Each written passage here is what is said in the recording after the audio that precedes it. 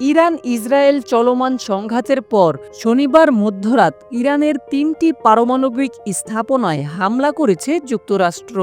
হামলায় স্থাপনাগুলো ধ্বংস করা হয়েছে বলে জানিয়েছেন মার্কিন প্রেসিডেন্ট ডোনাল্ড ট্রাম্প। তিনি এই অভিযানকে একটি দর্শনীয় সামরিক সাফল্য হিসেবে বর্ণনা করেছেন। ইরানের ফোর্দো, নাতাঞ্জ এবং ইস্পাহানের পারমাণবিক স্থাপনা লক্ষ্য করে এই হামলা চালায় আমেরিকা। যদিও বলা হচ্ছিল ইরানের ফোর্দো পারমাণবিক স্থাপনা ভূপৃষ্ঠের এতটা গভীরে যে আমেরিকার বাংকার বাস্টার বোমা দিয়েই এটাতে আঘাত করা সম্ভব। প্রায় ১৩,০০০ কেজির এই বাংকার বাস্টার বোমা রয়েছে আমেরিকার কাছে এবং এটিকে বহন করে সুনির্দিষ্ট লক্ষ্যে আঘাত হানতে সক্ষম এমন বিমানও রয়েছে শুধুমাত্র আমেরিকার কাছে, যার নাম B-2 স্টেলথ বোমারু বিমান। ইরানে পরিচালিত অভিযান নিয়ে রোববার আয়োজিত সংবাদ সম্মেলনে আমেরিকা জানিয়েছে এই অভিযানে ১২৫টি যুদ্ধবিমান অংশ নিয়েছে, যার মধ্যে এই B-2 স্টেলথ বোমারু বিমানও ছিল।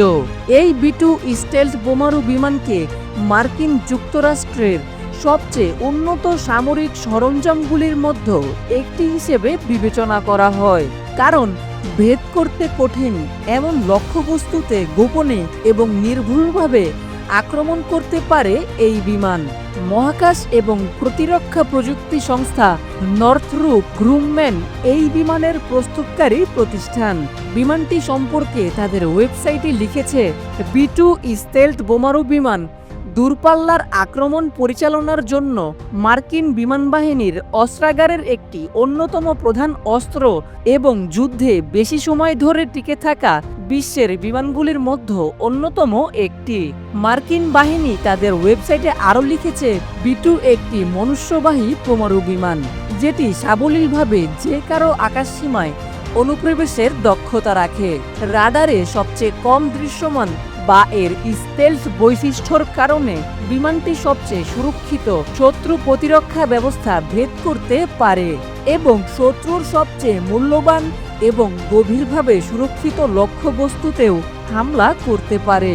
বার্তা সংস্থা রয়টার্সের মতে প্রতিটি মার্কিন B-2 এর দাম প্রায় $200 কোটি, ফলে এটি বিশ্বে এখন পর্যন্ত নির্মিত সবচেয়ে ব্যয়বহুল সামরিক বিমানগুলোর একটি।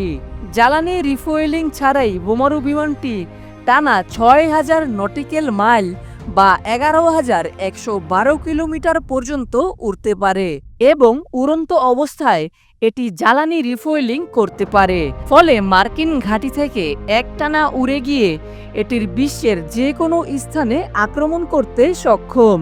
নর্থ্রপ গ্রুমম্যানের মতে আন্তঃমহাদেশীয় রেঞ্জের কারণে এটি কয়েক ঘন্টার মধ্যে বিশ্বের যে কোনো স্থানে পৌঁছাতে পারে।